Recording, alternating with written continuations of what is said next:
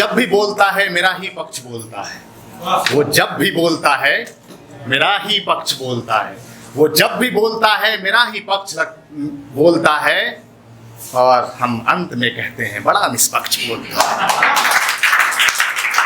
कि जिस किस्से से खुद को कर सके साबित सही वही किस्सा सुनाता है, जिस किस्से से खुद को कर सके साबित सही वही किस्सा सुनाता है। शख्स कोई भी हो अपना पसंदीदा हिस्सा सुनाता है, शख्स कोई भी हो अपना पसंदीदा हिस्सा सुनाता है। इसलिए जरूरी ये है कि जब भी पढ़ो किस्सा पढ़ो पूरा, इसलिए जरूरी ये है कि जब भी पढ़ो किस्सा पढ़ो पूरा। शख्स ने केवल परोसा है एक हिस्सा अधूरा, केवल परोसा है एक हिस्सा अधूरा। और ये आज के समाज की समस्या भी है, हम समझना नहीं चाहते, हम दूसरों की बात समझना ही नहीं चाहते। और मैं इस मंच पे जब पहली बार आया हूँ, इस तरह के मंच पे मैं पहली बार खड़ा हूँ, तो इसीलिए लगता है थोड़ा बहुत डरा हुआ भी हूँ। तो क्या है कि मैं पीछे बैठा हुआ था, तो मुझे लगा कि यदि यहाँ पे इश्क की बात नहीं की जाएगी तो शायद यहाँ से बाहर घसीटा जाएगा और बाहर जाके पीटा जाएगा। तो इश्क को, उस प्रेम को, उस अधूरे इश्क को समर्पित करता हूँ। 4 पंक्तियाँ मेरी कविता है आधा इश्क। तो आधा इश्क पर 4 पंक्तियाँ समर्पित करता हूँ कि एक को कृष्ण होना है, दूसरे को राधा होना है। एक को कृष्ण होना है, दूसरे को राधा होना है। मुकम्मल प्रेम बस ऐसा है कि उसे आधा होना है। मुकम्मल प्रेम बस ऐसा है कि उसे आधा होना है। कहानी में मिलन नहीं पूर्ण, वो जो कहानी है इसमें मिलन पूर्ण नहीं होता। कहानी में मिलन नहीं पूर्ण, वो अधूरा होता है। अधूरे इश्क में लेकिन इश्क तो पूरा होता है, अधूरे इश्क में लेकिन इश्क तो पूरा होता है। तो ये जो दर्द है ये सबके हिस्से में है, तो दर्द सबके हिस्से में है, कमोबेश कोई अछूता नहीं है। दर्द सबके हिस्से में है, कमोबेश कोई अछूता नहीं है। चलना पड़ता है समेट कर खुद के ही टुकड़े, चलना पड़ता है समेट कर खुद के ही टुकड़े, ताकि दुनिया को लगे कि ये टूटा नहीं है। दर्द सबके हिस्से में कमोबेश कोई अछूता नहीं। लेकिन एक समय ऐसा होता है जब हम दर्द में नहीं होते। वो समय होता है जब माँ की आंचल में सोते हैं, पिता के कंधे पर होते हैं, और वो समय होता है बचपन का समय। तो उस बचपन को 2 पंक्तियाँ समर्पित करता हूँ कि जेब में अठन्नी थी पर हौसले अथाह थे, जेब में हटन्नी थी पर हौसले अथाह थे। वो बचपन था साहब जब हम भी बादशाह थे, वो बचपन था साहब जब हम भी बादशाह थे। मैं एक काफ़ी संजीदा कविता लेकर आया था आपके सामने, यदि आप आदेश करेंगे तो मैं सुनाऊंगा।